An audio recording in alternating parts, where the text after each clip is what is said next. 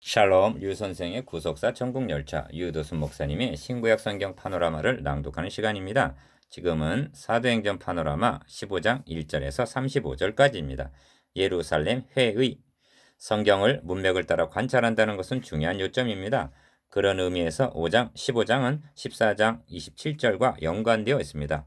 바울은 안디옥 교회에 보고하기를 하나님이 함께 행하신 모든 일과 이방인들에게 믿음의 문을 여신 것을 고했다고 말씀합니다. 14장 27절. 사도는 이 점을 무엇보다도 중요한 보고사항으로 여겼습니다. 하나님이 선교 여행 내내 함께 행하셔서 이방인들에게도 믿음의 문을 여셨음을 확인시켜 주셨다는 것입니다. 이전에도 이방인에게 복음을 전한 일이 있었습니다. 그러나 그것은 예비적으로 행해진 일이었습니다. 10장 34절, 11장 20절. 이제 성령께서 내가 불러 시키신 일을 위하여 바나바와 사울을 따로 세우라 하신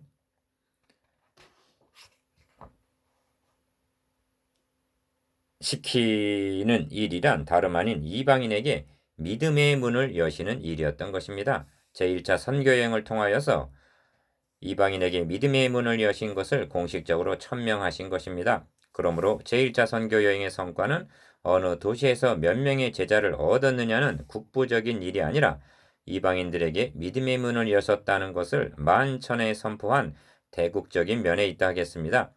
제3차 선교 여행 시에는 이런 언급이 없을 뿐만 아니라 더 이상 필요치도 않은 것입니다. 믿음의 문은 한 번 연 것으로 족하기 때문입니다. 그러므로 할례자의 사도로 세움을 받은 베드로는 예루살렘 회의, 이방인의 구원 문제를 다룬 그러한 회의를 끝으로 사라지게 되고 이제부터는 이방인의 사도로 세움받은 바울이 갈라디아서 2장 8절 전면에 나서게 되는 것입니다. 이방인들에게도 믿음의 문을 여셨다는 말은 그때 당시로는 오늘의 우리가 생각하듯 그렇게 단순한 뜻이 아닌 것입니다. 유대인들에게 개 취급을 받던 이방인들이 복음으로 말미암아 그리스도 예수 안에서 함께 후사가 되고 함께 지체가 되고 함께 약속에 참여하는 자가 되물. 에베소서 3장 6절. 의미하는 실로 혁명적인 뜻이 내포되어 있는 것입니다. 그렇다면 이방인들이 어떤 방법을 통해서 이러한 엄청난 축복에 함께 참여하게 된다는 것인가? 본 단어는 5단락으로 나누어 관찰할 수가 있습니다. 첫째 단락 1절에서 5절 예루살렘 회의에서 논의된 쟁점. 둘째 단락 6절에서 11절 베드로의 증언. 셋째 단락 12절에서 21절 야고보의 제안. 넷째 단락 22절에서 29절 채택된 편지. 다섯째 단락 30절에서 35절 결과 교회가 굳게 섬. 첫째 단락 예루살렘 회의에서 논의된 쟁점. 1절에서 5절 15장은 어떤 사람들이 유대로부터 내려와서 안디옥으로 형제들을 가르치되 너희가 모세의 법대로 할례를 받지 아니하면 능히 구원을 얻지 못하리라 하니 이렇게 시작이 됩니다. 1절 그들은 예수 믿는 것을 반대하거나 이방인의 구원을 부인한 것이 아닙니다. 믿음 더하기 할례는 구원을 받을 수 있다고 주장하는 것입니다. 바울과 바나바와 저희 사이에 적지 아니한 다툼과 변론이 일어난 것은 할례 자체 때문이기보다는 할례를 받지 아니하면 능히 구원을 얻지 못하리라는 구원과 결부되었기 때문이요. 구원과 결부되었다는 것은 다름 아닌 복음이 공적을 받게 되었기 때문입니다.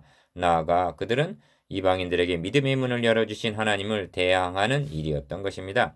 이 점에서 할례에 대한 성경적인 근거를 살펴보아야만 합니다. 왜냐하면 할례는 분명 하나님께서 아브라함에게 명하신 바이기 때문입니다. 여기서 중요한 점은 할례가 독단적으로 주어진 것이 아니라 내가 내 언약을 나와 너 사이에 세워 너로 심히 번성케 하리라 하신 창세기 17장 2절 번성 즉 자손에 대한 언약의 표징으로 주어졌다는 사실입니다. 창세기 17장 11절 아브라함의 자손들은 언약의 자손이 오기까지 할례라는 표징을 갖고 구별된 백성, 언약의 백성으로 살아야만 했습니다. 그러므로 할례란 구원이 유대인에게서 남인이라 하신 요한복음 4장 22절 그리스도가 오시기까지만 필요한 것입니다.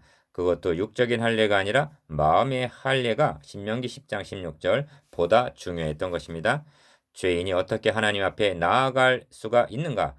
사도 바울이 내 복음이라고 말한 복음의 핵심은 사람이 어떻게 하나님 앞에 의롭다함을 얻을 수 있느냐에 있습니다. 왜냐하면 이 문제만 해결이 되면 나머지는 저절로 풀리기 때문입니다. 이 점은 오늘날도 동일합니다. 안식일이 토요일이냐, 주일이냐, 약식 세례냐, 침례냐 등에 있는 것이 아닙니다. 사도는 묻습니다.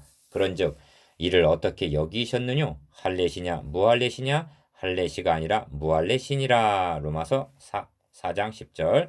무슨 말입니까? 아브라함이 하나님께 의롭다함을 얻은 시점을 말하고 있는 것입니다. 할례를 받음으로가 아니라 너의 자손이 이와 같으리라 하신 언약을 믿음으로 의로 여기심을 받았다는 것입니다. 창세기 15장 5절에서 6절. 다시 말씀드리면 아브라함도 할례를 받음으로 의롭다함을 얻은 것이 아니라 너의 자손 즉 예수 그리스도를 믿음으로 의롭다함을 얻었다는 것입니다. 저가 할례의 표를 받은 것은 무할례 시에 믿음으로 된 의를 인친 것이니 하고 대답합니다. 로마서 4장 11절. 이제 할례에 대한 구속사적 의미는 분명해졌습니다. 할례를 받음으로 의롭다함을 얻는 것도 아니요 구원을 얻을 수 있는 것도 아닙니다.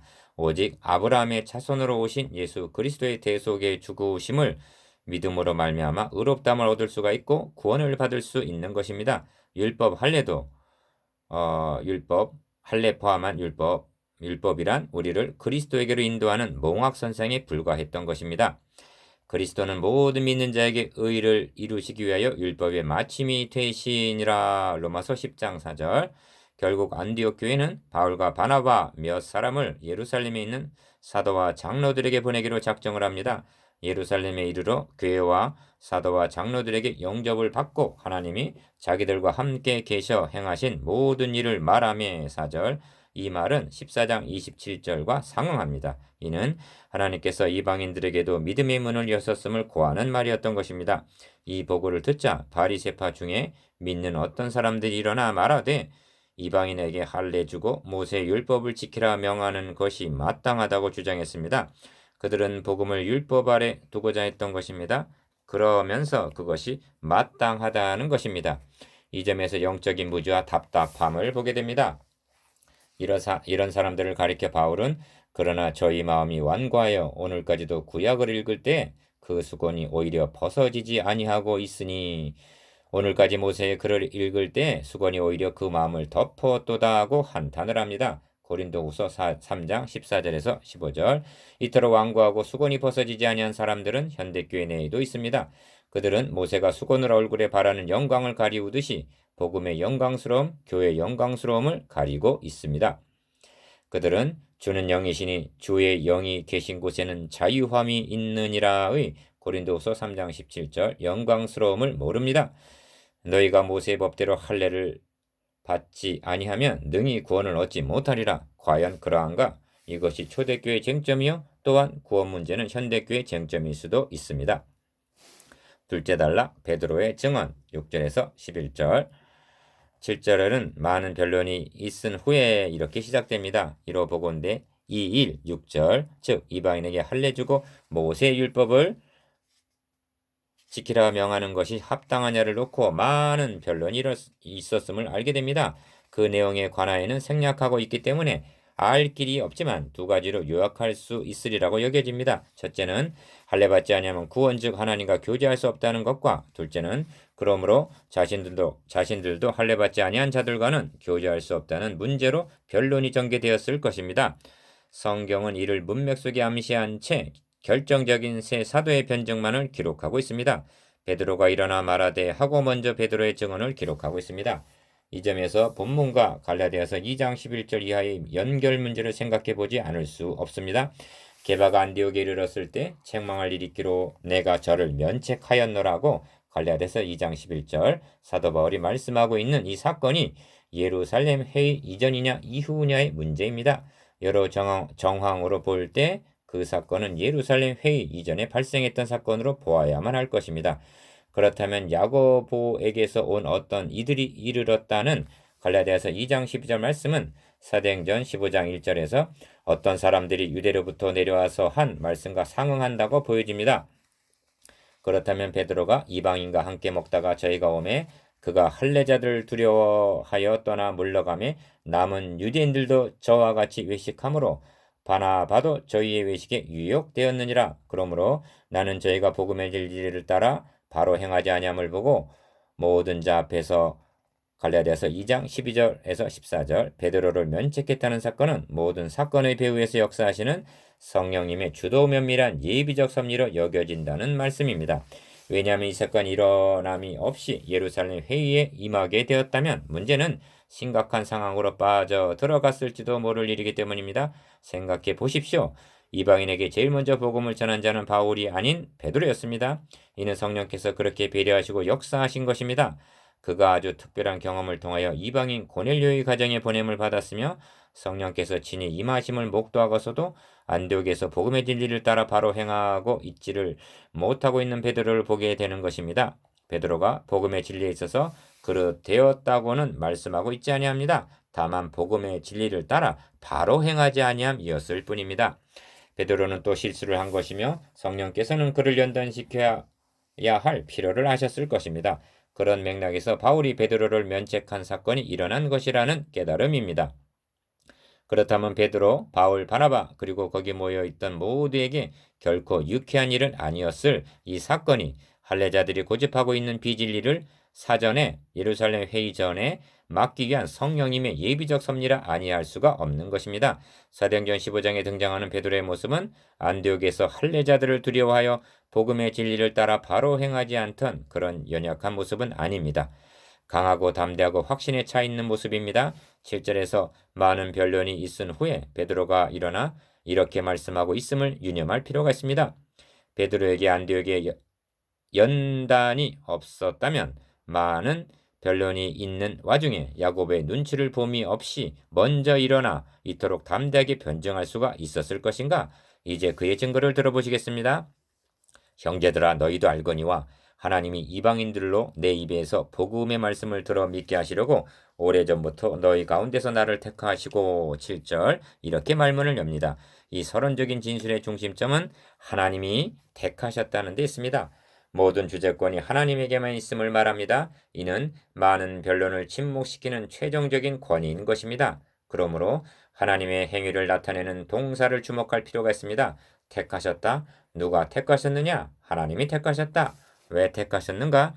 이방인들로 내 입에서 복음의 말씀을 들어 믿게 하시려고 이 점을 너희도 알고 있지 않느냐고 묻습니다. 이에 대하여 이 일을 제기할 자는 아무도 없는 것입니다.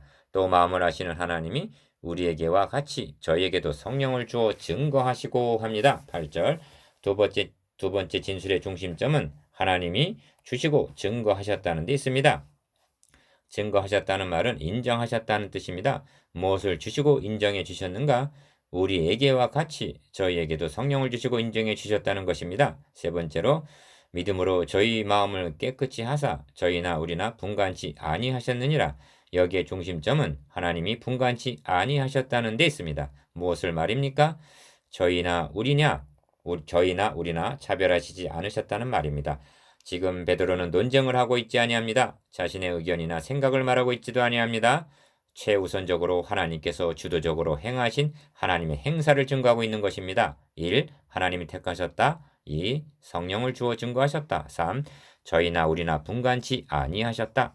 그런 연후에 이제까지 증거한 말씀 복음 진리에 근거하여 그런데 지금 너희가 어찌하여 하나님을 시험하여 우리 조상과 우리도 능히 매지 못하던 멍에를 제자들의 목에 두려우느냐고 논박을 합니다. 10절 여기에 중심점은 하나님을 시험하여에 있습니다. 할례를 주장하고 있는 바리새인들은 지금 이방인들을 대항하고 있는 것이 아니라 하나님을 대항하고 있다는 것입니다. 하나님의 선하신 뜻을 못마땅한 것으로 여기고 간섭하려 한다는 논증입니다. 요나서 4장 1절을 보십시오. 요나가 심히 싫어하고 노하여 이렇게 말씀합니다. 무엇을 심히 싫어했습니까? 이방인 느느웨가 구원을 얻는 것을 심히 싫어했습니다. 누구에게 노했습니까? 하나님께입니다. 바로 이것이 재현되고 있는 것입니다. 베드로의 논증은 더 파고 들어갑니다. 우리 조상과 우리도 능히 매지 못하던 멍에라고 말씀합니다. 어찌하여 하나님을 시험하느냐는 말은 저들로 하여금 두렵게 하였을 것입니다. 그런데 우리 조상과 우리도 능히 매지 못하던 멍에라는 말은 저들로 하여금 부끄럽게 만들었을 것입니다. 그렇습니다. 우리 조상도 우리도 능히 매지 못하던 멍에란 무엇을 뜻하는 말일까요? 그것은 율법을 온전히 지킬 수 없었음을 인정하는 말입니다. 우리 조상과 우리들도 율법을 지킴으로 구원을 얻지 못하였 있으면서도 어떻게 이 멍에를 이방인들의 목에 두려느냐고 책망하고 있는 것입니다. 그러므로 결정적인 의미는 율법으로는 하나님 앞에 의롭다함을 얻을 수가 없었다는 것입니다. 여기에 복음이 등장하는 것입니다. 베드로가 이방인과 함께 먹다가 교제 할례자들을 두려워하여 떠나 물러갔을 때, 즉 교제를 끊었을 때 바울이 면책한 이유가 어디에 있습니까? 만일 베드로가 율법으로 의롭다함을 얻었다면 율법 없는 이방인들과 교제하는 것은 합당한 일이 못 되었을 것입니다. 그러나 바울은 증거합니다. 사람이 의롭게 되는 것은 율법의 행위에서 난 것이 아니요 오직 예수 그리스도를 믿음으로 말미암는 줄 아는 거로 우리도 유대인 우리도 그리스도 예수를 믿나니 이는 우리가 율법의 행위에서가 아니고 그리스도를 믿음으로써 의롭다함을 얻으려 함이라. 율법의 행위로서는 의롭다함을 얻을 육체가 없느니라. 갈라디아서 2장 16절. 유대인들도 예수 그리스도를 믿음으로 이방인들도 예수 그리스도를 믿음으로 의롭다함을 얻었다면 베드로가 할례자들을 두려워하여 이방인들과 교제를 끊고 떠나 물러간 행위는 하나님을 시험하는 일이요 비난받아 마땅했던 것입니다. 이제 눈치를 채셨습니까? 지금 예루살렘 회의에서는 베드로가 정확하리만치 안디옥에서의 바울의 입장에 서 있다는 것입니다. 그리하여 바울이 베드로를 면책하듯 베드로가 할례받지 아니하면 이방인들과 교제할 수 없다고 주장하는 저들을 면책하고 있다는 말씀입니다. 우리가 저희와 동일하게 주 예수의 은혜로 구원 받는 줄을 믿노라 하니라 11절. 이는 결론인 동시에 베드로 자신의 신앙 고백이기도 합니다. 믿노라 했는데 무엇을 믿는다는 것입니까? 이방인들이 주 예수의 은혜로 구원 받는 줄을 믿는다는 것입니까?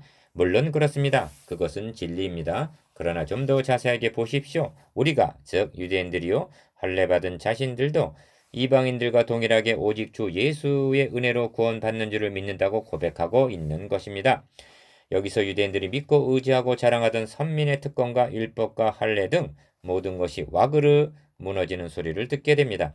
그것은 베드로가 완전히 깨지는 소리이기도 합니다.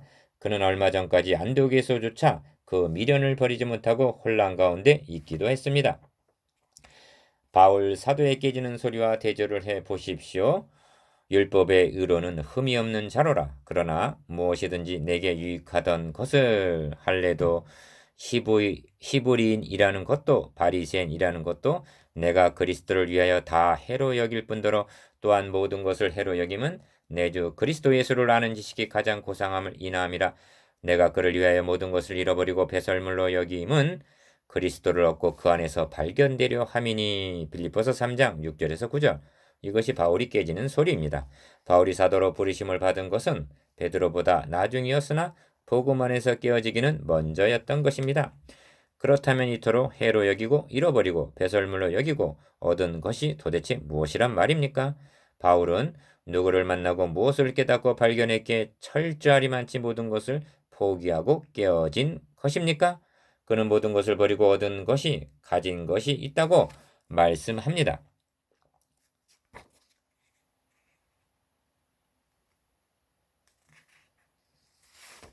내가 가진 의는 율법에서 난 것이 아니요 오직 그리스도를 믿음으로 말미암은 것이니 곧 믿음으로 하나님께로서 난 의라고 대답합니다.